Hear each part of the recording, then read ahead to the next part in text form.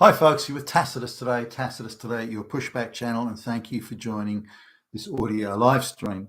In this essay, I'd like to talk about the influence and the power and the reach of big finance. And I'm talking, about the huge fund managers like, BlackRock and Vanguard, those sort of guys.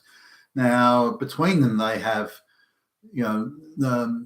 trillions, many trillions. I don't know, it's got to be the top three fund managers have got to have something like 20 trillion plus between them in funds under management, which gives them colossal power and influence over stock markets and a massive, as you can imagine, a massive lobbying machine in all the capital cities and also a massive patronage machine. Is anyone aware of just how many children and relatives and mistresses of the politicians, the Western politicians, are employed in big finance? And if not big finance, big pharma? If you took those two sort of industries out of the equation, all the children and relatives and so on of these politicians would all be working at Starbucks. Just a cursory glance. I mean, you don't have to go very far, but here's a prime minister, and his 19-year-old daughter is given a consultancy paid about $250,000. She's 19, by the way, $250,000 a year, and it's a think tank. She's a consultant at a think tank, and that think tank is fully bankrolled by one of the big financial firms. Another government senior government official, politician, who's actually in charge of finance and regulating the big financial firms. All his children are employed in this one financial firm's offices all over the world, in London and in Europe and in the United States, and paid huge money, far and well beyond their abilities. They're not bright kids or high achieving kids, far from it. They've been gifted those roles as part of the patronage machine. There's and the list goes on. Again, it could be mistresses, it could be whatever, but they're all being employed. And it's the same in journalism. There's a prominent financial journalist, and his wife was suddenly given a very, very well-paid consulting job at one of the big banks, and he'd been quite critical of the banks in a number of ways. This is as globalization was kicking off, and he was tying in the globalization move to the behavior of the big financial firms, and suddenly his wife was given a very highly paid job, something in the order of 10 to 12 times the average wage, and other benefits, lavish overseas trips and so on. And his criticism stopped immediately of the banks. There's a politician who I knew, and he made a speech questioning some of the behaviour of one bank, a very large financial institution, and he made a speech in Parliament, and he made the speech. He stopped whilst a few other people made their speeches. Then the parliamentary session was went into recess for lunch or something, and so he'd been something in the order of less than an hour between when he made the speech, when he got back to his office. When he got back to his office, the lobbying team from that big financial firm was already in his office in an hour, already in his office, waiting to see him and explain to him the error of his ways. That's how powerful and quick and well cashed up and so on. So now, if all your idiot moron relatives are employed on huge money they couldn't dream of making in the real world, are employed at all the big financial institutions, you're obligated to make decisions that meet with their approval. And this network of jobs for the relatives, and the patronage machine generally is vast. It's huge. And when you've got billions of dollars under management and your profits are huge, which they are, then if it costs you a few $1 million to buy the goodwill of a politician who just happens to be in a critical position, then hey, that's money well spent. That's just toilet paper in the overall scheme of things. Also things like they can make sure the candidate of their choice is chosen. They can get to the major decision makers in the political party and say, look, we want Billy Bob to be the head of the finance committee, so we want you to arrange it. By the way, here's your 20-year-old son. We can fix it so that he gets a certain job or gets a certain position in a certain university or gets a certain grade in his we'll make sure his magna cum laude or something, summa cum laude in an Ivy League university, and so on. They can pull any strings. That their influence is vast, and they can get what they want and make arrangements. Similarly, they can intimidate governments. When you've got gazillions under management, you can intimidate governments and even large companies, certainly medium-sized companies. I saw one up close where the CEO was reasonably well paid. It wasn't a huge company. It was, CEO gets $1 million a year or something, but they devised a bonus scheme that was constructed in conjunction with one of the big finance companies. And the bonus scheme was that they got the CEO got and his crony buddies got say a $5 million bonus each or something in that order if the stock price reached $50 or whatever it was on the stock market, and it was at that stage trading at $30. So through natural means, that probably was somewhere around what the real value, intrinsic value of the shares were, but it is $50 now. The fund manager is huge here, and the fund manager has got the resources to buy up because it's thinly traded. It's not heavily traded stock, so the fund manager can buy up shares in big chunks and then delay any sales, talk people out of selling chunks. So they can move the share price up from $30 to $50 without even blinking. That they can rig stock prices again without even breaking a sweat. So they come the D-Day when there's a certain day of the year when if the stock price is $50 on that day, they get their $5 million bonuses. And so a few weeks beforehand, the big fund manager starts putting out press releases about how good the stock is, and they're moving it in, they're moving it up. It's thinly traded, it's not heavily traded, but they're moving it up, and it hits $52 on the magic day. And so these guys pocket $5 million a piece. They're very, very grateful to the big fund manager for having orchestrated this share price movement. Then the share price gradually moves back to its $30. But hey, who cares? They've pocketed their $5 million. They met the criteria for triggering the bonus. So these sorts of arrangements and arrangements like them are widespread. And these guys, because of their massive size, they've got the ability to corruptly in this case, given the stock price, the intrinsic value of the stock price hasn't changed. They're just manipulating the actual share transaction price, which is different, of course, from any measurement of intrinsic value. So they do that to deliver the $5 million to the CEO. The CEO in turn does as he's told, and so when the fund manager says, look, we want you to reconstitute the board and to make it up of black lesbians, he says, fine, done. Can I have another $5 million? So as long as I'm okay, I'll never need to work again after a few of those $5 million bonuses. And if he's a good loyal ESG DEI exponent, then if he decides to leave that firm or he's of no use to them, they'll just move into another firm so he can then get rid of all the straight white Christian males out of that firm and replace them with black lesbians and so on.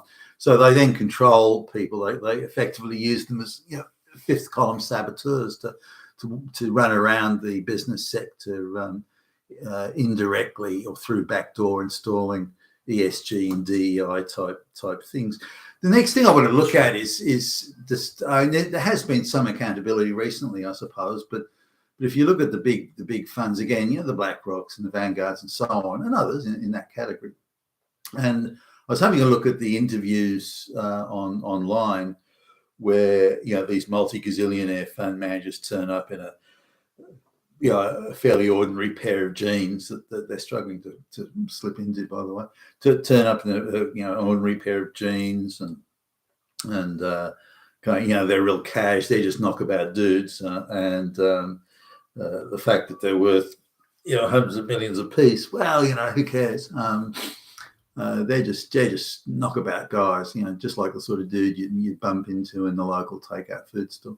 So they're getting interviewed. And the interviews are, I don't think I've even seen. I went through a bunch of these interviews online, and it's not hard to do.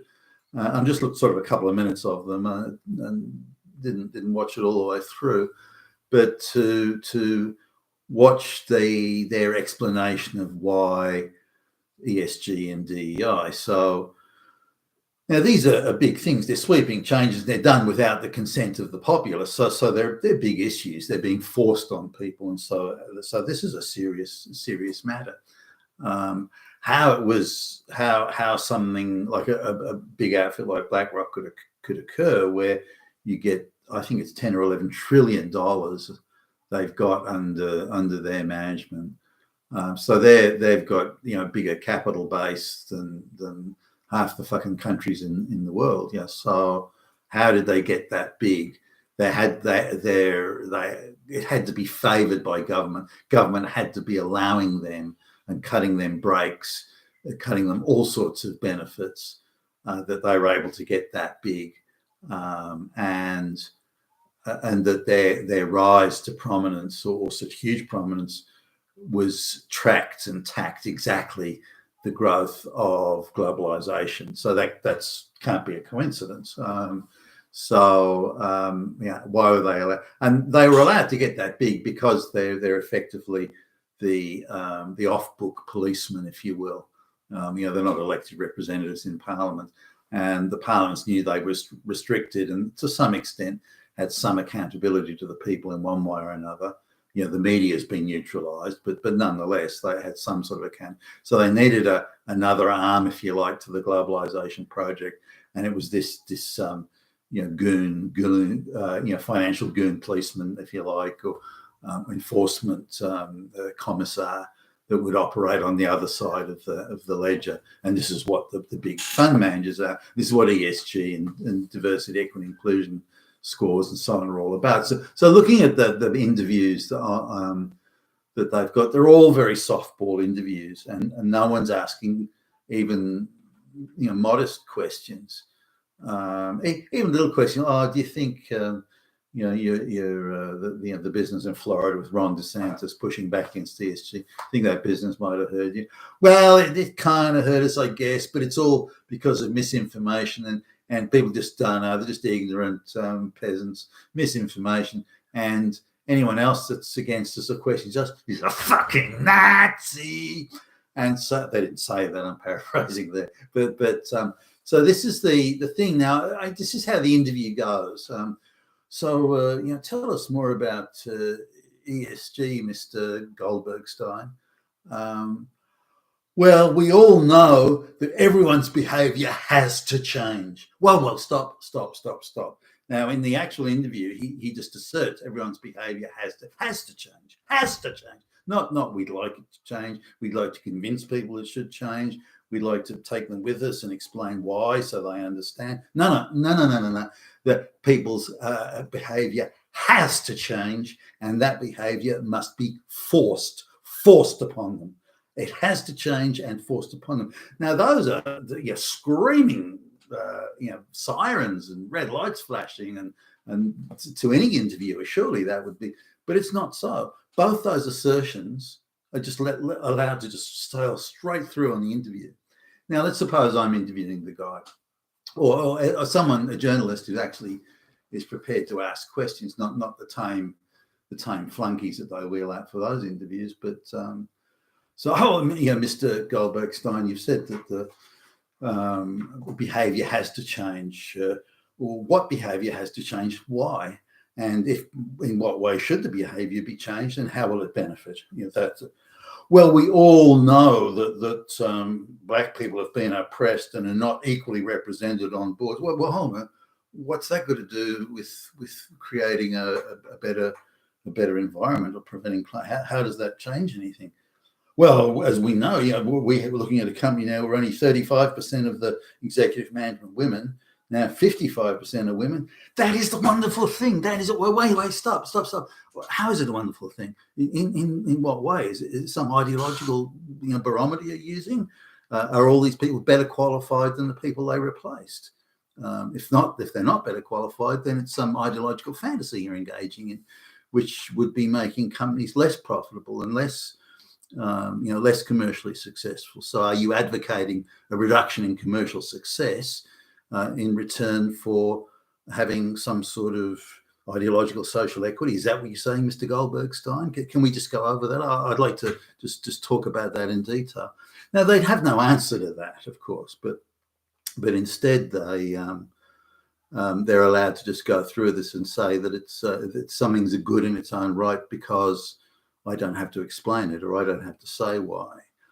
Now, if you actually look at the way they talk, and some of the things they say well, we're moving away from a market competition model of business into a monopoly, oligopoly, price fixing, price rigging model of business. So it really doesn't matter whether people know what they're doing or not, because the consumer will be forced to buy what we say they must buy at a price we say they must buy it at. And so we're moving away from a market competition price to effectively a centrally controlled economy where there is no real choice, and you buy what the fuck we tell you to buy, and you pay what the fuck we tell you to pay. That type of thing. So that again would be another huge alarm. So he's whoa. You're advocating communist sort of monopoly type circumstances. Is that what you're saying? Why don't you quit your job? I'll give you. And so there's a whole lot of questions come out of that if they were made even minimally accountable. But none of these people are questioned on this. The questions, whatever questions they do get, are, for example, saying, well, the bit about Florida and Ron DeSantis pushing back, the fund manager is then allowed to say, yeah, but it's misinformation, all Nazis, idiot peasants, move it along and go. And again, they don't have to explain it. As the governor of Florida is an elected representative of the people. Doesn't he have the right to question that?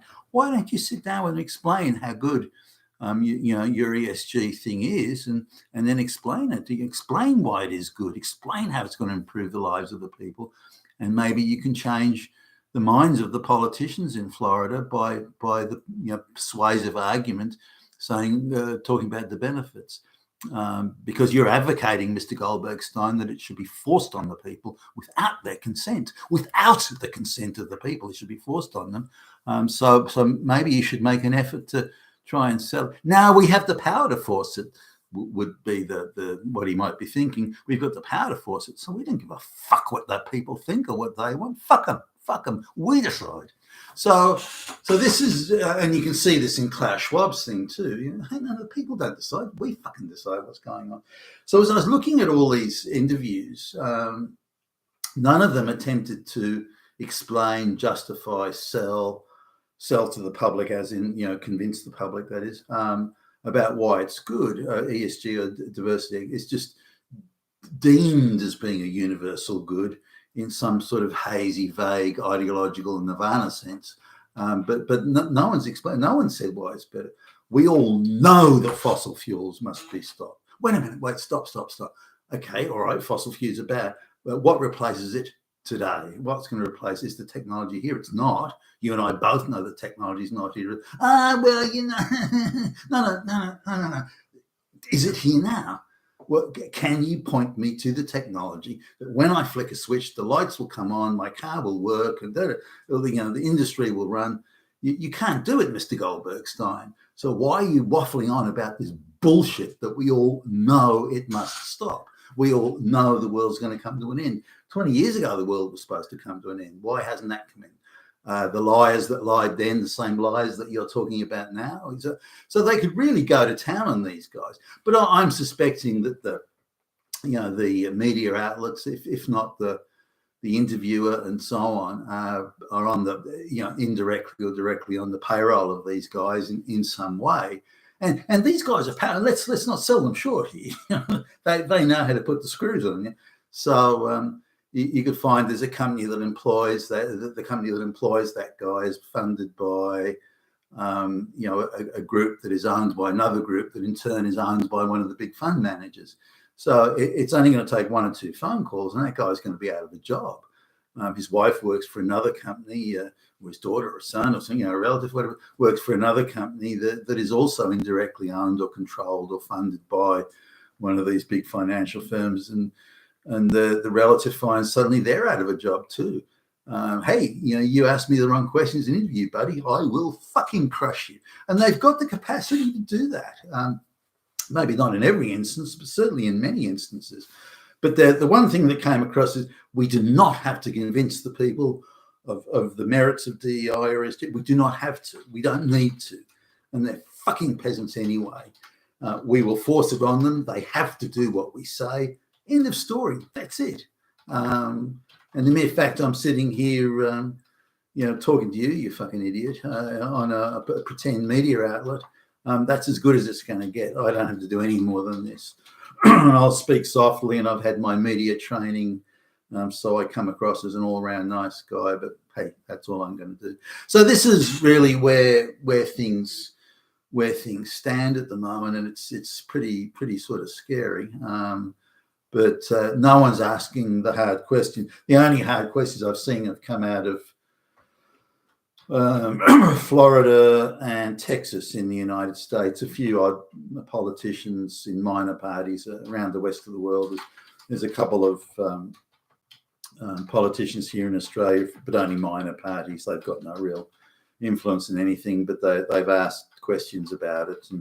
But no one's come out to try and say, hey, Billy Bob, the ESG DEI is a good thing. This is how it's going to improve your life. This is how it's going to improve the world. It's better than what we're doing currently, and your life will be better because of it. And so they can't do. They can talk about, well, we'll have more black lesbians in management, or they can't point to any single material thing. They can talk about a vague future of fossil fuels are going to kill us all. So by stopping fossil fuels, we're saving the world. Okay, that's still not good enough.